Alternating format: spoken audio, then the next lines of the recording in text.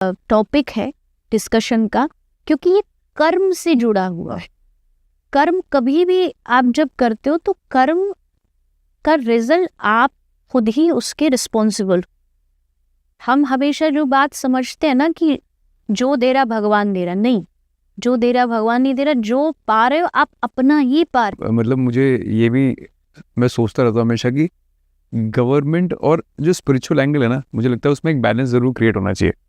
लोग पॉलिटिक्स को बड़ा अलग लेके चलते हैं, बट कहीं ना कहीं वही आपने बोला, अगर आप टटोल के देखेंगे तो हर चीज़ में हमारे पास में पॉलिटिक्स भी थी, स्पिरिचुअल एंगल भी था, साइंस भी थी। सो आपको लगता है दोनों, इनका बैलेंस मेंटेन करना भी ज़रूरी है? हाँ हाँ, बिल्कुल ज़रूरी है। पहली बात तो क्या है ना, पॉलिटिक्स ये जो वर्ड है ना, इसको हमने प्लानिंग, प्लॉटिंग और नाम दे दिया है। मतलब अगर कोई मुझसे ये कहेगा ना कि मैं जो काम कर रही, मान लीजिए मैं एक संस्था चलाती हूँ, मैं एक एनिमल हॉस्पिटल चलाती हूँ, उसमें कौन सी चीज़ कहाँ होनी चाहिए, कोई गलत कर रहा है तो उसको कहाँ करेक्ट करना है, ये सारी मेरी पॉलिटिक्स है, ये मेरी प्लानिंग है, और पॉजिटिव वे में है, क्योंकि मुझे पता है कि इसको चलाने के लिए मुझे ये चीज़ करनी है। तो राजनीति हो गई, जैसे कोई तू तो राजनीति कर रहा है तो उसका नेगेटिव मतलब है कि भाई आप तो राजनीति, एक मास्टर, एक टीचर अपने स्कूल को डिसिप्लिन रखना, ये उसकी राजनीति है। मैं कथा में हजारों लोग एकदम साइलेंट रहे, कोई बोले ना कथा के बीच में, मेरी राजनीति है कि मुझे इसे करना है तैयार।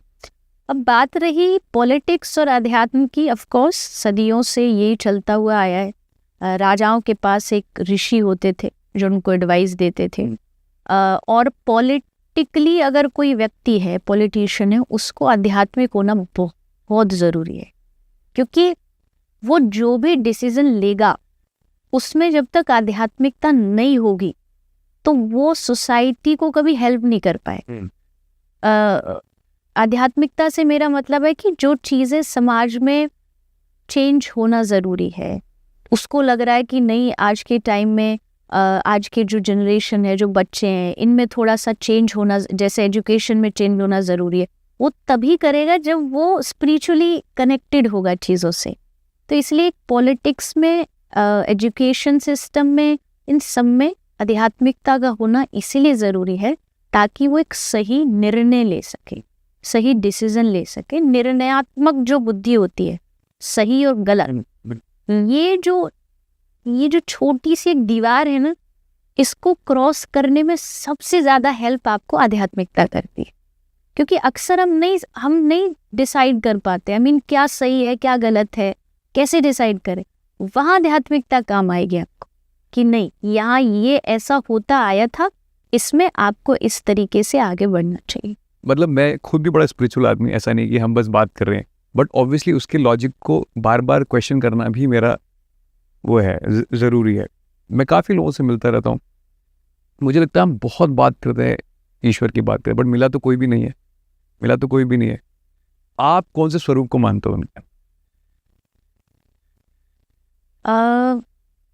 देखिए, मिलने का मतलब जस्ट, आई थिंक भगवान के लिए ऐसा नहीं होता कि आप उनको सामने ही देखें तभी आप इसको बिलीव करेंगे, कि वो हर पल आपको किसी ना किसी चीज़ के रूप में एहसास दिलाते हैं।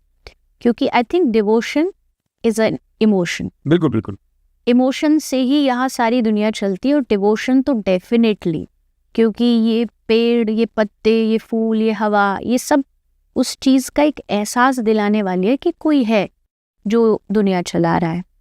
मैं किस रूप को मानती हूँ? ऑफ कोर्स मेरे जो आराध्य हैं वो भगवान कृष्ण है, राधा रानी है। इसमें सबकी अपनी अपनी रुचि, अपना अपना इंटरेस्ट है, कौन कब किसका मन चुरा ले नहीं पता और मैं ऐसा मानती हूँ कृष्ण तो है ही सबसे बड़े चोर उनका तो काम ही है चोराग्रगण्यम पुरुषम नमामि, वो चित्त चुराते हैं।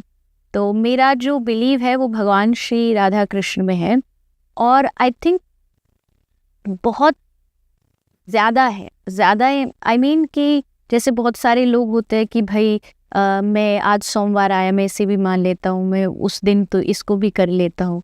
तो मेरा प्रणाम सबको है, लेकिन जो एक मन में जो एक बैठ जाता है वो भगवान श्री कृष्ण की आराधना में करती हूँ। मुझे लगता है कि भगवान के दोनों फॉर्म हैं, निर्गुण भी है और साकार भी है। लेकिन साकार जो होता है, निर्गुण मतलब जो हम मानते हैं कि भाई एक छोटी सी कोई बिंदु है, ये है। साकार जैसे राम हो गए, कृष्ण हो गए, दोनों में डिफरेंस बस इतना है कि निर्गुण में मन लगाना इस थोड़ा सा डिफिकल्ट, क्योंकि मन चंचल है, भागता है। साकार में you have a form, you have a story कि भाई ऐसे कृष्ण ने किया, तो जब आप बैठते भी हो तो आप आधा घंटे उसके बारे में सोच सकते हो, आपके लिए इजी हो जाता है। तो साकार जो भगवान की फॉर्म होती है वो थोड़ी इजी होती है कनेक्ट करने के लिए। तो उसमें भगवान श्री कृष्ण आई थिंक उन्होंने सारे रस जिए हैं अपनी लाइफ, प्रेम, वीर, सब जितने भी प्रकार के एंगल हैं वो सब भगवान श्री कृष्ण की लाइफ में है। तो वो थोड़ी थोड़ी चीजें जो है उनसे मेरा जो मन है वो जुड़ा हुआ है। मैं एक बहुत नास्तिक आदमी से मिला था, बहुत ही नास्तिक आदमी, तो उसने मुझे बड़ा ऐसा सवाल पूछा, मुझे बड़ा सोच में डाल दिया उसने। हम काफ़ी लोग सुनते रहते हैं कि कभी कहीं का कोई निर्भया कांड हो, कोई रेप केसेस आप सुनते रहते हैं। उनने मुझसे ऐसे सवाल पूछा कि अगर भगवान सच में तो तब कहाँ होते हैं जब ऐसा कुछ हो रहा होता है? वो तो इंसान पे ही है ना, उनकी रक्षा के लिए तो ईश्वर है, पर जब ऐसा कुछ हो रहा है तब वो कहाँ होते हैं? मैं ये बात बहुत बार बोलती हूँ क्योंकि ये बहुत लोग का क्वेश्चन होता है। मैं कहती हूँ जब आप अच्छे काम कर रहे होते हैं, बुरे काम कर रहे होते हैं, दोनों ही काम में भगवान साइलेंट होते हैं। एग्जाम्पल के लिए सबसे बेस्ट एग्जाम्पल है कि जब हम क्लासरूम में एग्जाम्स दे रहे होते हैं तो हमारा जो टीचर एग्जामिनर होता है वो वहीं से क्रॉस करके ऐसे झांक के देख के जा रहा है आप क्या लिख रहे हो। आप करेक्ट आंसर लिखते हो तो वो उस समय आपको शाबाशी नहीं देता है, और गलत भी लिखोगे तो आपको रोकेगा नहीं कि भाई ये गलत है इसको मत लिखो। वो चुप रहेगा, देख के भी देख लिया उसने। उसका काम कब शुरू होता है? जब चेकिंग का टाइम आएगा, जब मार्क्स देने का टाइम आता है, तब वो बताएगा कि सही या गलत। तो भगवान ने इसलिए कहा है कि मैंने दुनिया को फ्री आज़ादी दे रखी है, आप अपना कर्म अपने हिसाब से करिए, अच्छा या बुरा। अच्छा करोगे तो मैं वाहवाही नहीं करूँगा और बुरा करोगे रोकूंगा नहीं। हाँ, जब इसका रिजल्ट देने का टाइम आएगा तब काम मेरा है, परिणाम मेरा है, कर्म तुम्हारा है। तो अगर आप कोई भी ऐसे गलत काम में, जब आप कहते हैं कि कोई गलत काम हो रहा है कि भगवान कहाँ चले गए, तो जब आप गलत कर रहे होते तब भी तो भगवान नहीं रोकते। Just an example, Covid time हुआ, लोगों ने कहा भगवान कहाँ है? मैंने कहा जब तुम मांस खा रहे थे, तुम पशुओं की जान ले रहे थे, तब भी तो वो चुप ही बैठे था ना भगवान। उसने कहा तू वो गलत काम कर रहा, अब ये तेरा रिजल्ट है, अब तू भुगत इसको। तो ये जो है ना, ये बहुत बड़ा डीप टॉपिक है डिस्कशन का, क्योंकि ये कर्म से जुड़ा हुआ है। कर्म कभी भी आप जब करते हो तो कर्म का रिजल्ट आप खुद ही उसके रिस्पॉन्सिबल। हम हमेशा जो बात समझते हैं ना कि जो दे रहा भगवान दे रहा, नहीं, जो दे रहा भगवान नहीं दे रहा। जो पा रहे हो आप अपना ही पा रहे हो, आपके अपने ही कर्मों का पा रहे हो। मान लीजिए मेरे साथ कुछ अनहोनी हो गई, कोई गलत किसी ने हुआ, तो कहीं ना कहीं किसी ना किसी जन का कुछ ना कुछ कनेक्टेड होगा, हम जो भी भुगत रहे। तो उसमें मुझे नहीं लगता भगवान को ब्लेम करना इज अ राइट थिंग। नहीं, ब्लेम तो ऑब्वियसली हमको। हाँ, आप ये भी नहीं बोल सकते क्योंकि वो चुप है, वो देख रहा है, वो सब ऑब्जर्व कर रहा है, वो बोलेगा नहीं, इंटरफेयर करेगा नहीं। भगवान का काम इंटरफेरेंस का नहीं है। इंटरफेयर उन्होंने इतना ही किया कि कहाँ तुम गलत हो, कहाँ तुम सही हो, उसके लिए भगवान की वाणी है। वाणी मतलब भगवद गीता है। कृष्ण ने आज से 5000 साल पहले 700 श्लोकों में बता दिया कि लाइफ के ये चीज़ें ज़रूरी हैं, इनको फॉलो कर। अब मानना ना मानना तुम्हारी बात है, मानोगे तो अच्छे मार्क्स मिलेंगे और नहीं मानोगे तो फिर उसका भुगतान आपको स्वयं को करना पड़ेगा। मैंने आपकी रील देखी थी और मुझे लगता है बहुत खूबसूरत थी। आपने बोला कि एक रेस्टोरेंट में आते हैं, जब खाते हो तो जो फिर पुराने बंदे को उसका भोगना पड़ता है ना। बिल्कुल।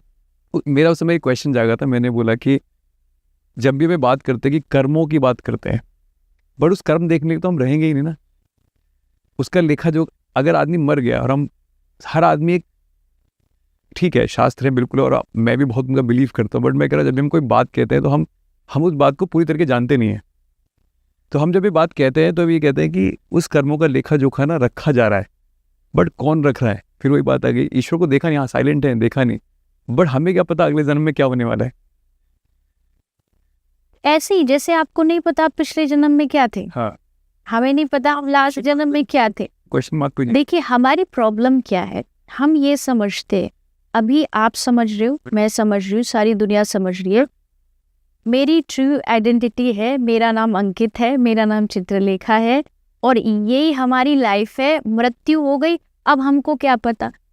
हम सेम सोल है, वही आत्मा है जो युगों युगों से जन्म लेती आ रही है, हर बार नाम बदलता, शरीर बदलता, और हर बार उसी को हम अपनी असली पहचान समझ लेते।